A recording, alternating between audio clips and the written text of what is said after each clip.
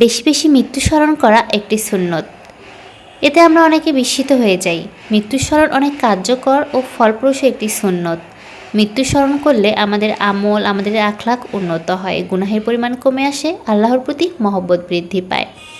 আম্মাজানের হাদিস থেকে একথা স্পষ্ট, আমরা সবাই মৃত্যুকে অপছন্দ করি। মুমিনের কর্তব্য হলো এই অপছন্দের মৃত্যুকে সুন্নত পালনের নিয়াতে জোর করে স্মরণ করা।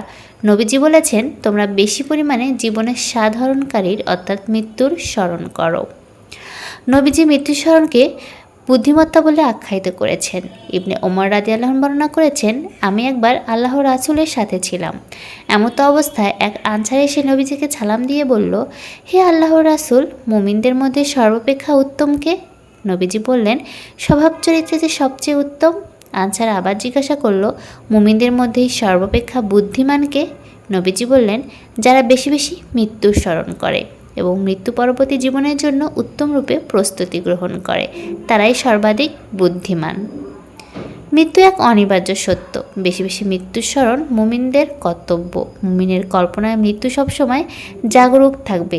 বেশি বেশি ইস্তেগফার, তওবা পাঠ করবে। বেশি বেশি নেক আমল করতে সচেষ্ট হবে। মৃত্যু জীবনকে থামিয়ে দেয়। আমাদের উচিত বেশি বেশি মৃত্যু স্মরণ করে নিজের মানুষ স্বভাবগতভাবে কিছু বিষয় পছন্দ করে, কিছু বিষয় অপছন্দ করে। মৃত্যুর কথা স্মরণ করতে মানুষ স্বভাবগতভাবেই অপছন্দ করে। মানুষ মৃত্যুকে ভয় পায়। নবী সাল্লাল্লাহু আলাইহি ওয়াসাল্লামের সুন্নাহ হলো বেশি বেশি মৃত্যুকে স্মরণ করা। মৃত্যুকে ভয় করার বিভিন্ন কারণ আছে। কেউ দুনিয়াতে ডুবে যাওয়ার কারণে ভয় পায়, কেউ গুনাহে নিমজ্জিত থাকার কারণে ভয় পায়, কেউ জাহান্নামের কথা ভেবে ভয় পায়। আমাদের উচিত মৃত্যুকে স্মরণ করে বেশি বেশি তওবা এবং ইস্তেগফার পাঠ করা, নিজেদের আখলাককে পবিত্র রাখা, নিজেদের কলবকে পবিত্র রাখা। মৃত্যুকে বেশি বেশি স্মরণ করলে আমাদের দুনিয়ার মোহ কমে যায়, আখিরাতের মোহ বৃদ্ধি পায়, আল্লাহর প্রতি মহব্বত বৃদ্ধি পায়, ভালোবাসা বৃদ্ধি পায়। আমরা তখন দুনিয়ার খারাপ কাজগুলো থেকে নিজেকে বিরত রাখতে পারি। বেশি বেশি মৃত্যু স্মরণ করলে আমরা দুনিয়ার মোহ থেকে নিজেদেরকে বিরত রাখতে পারি।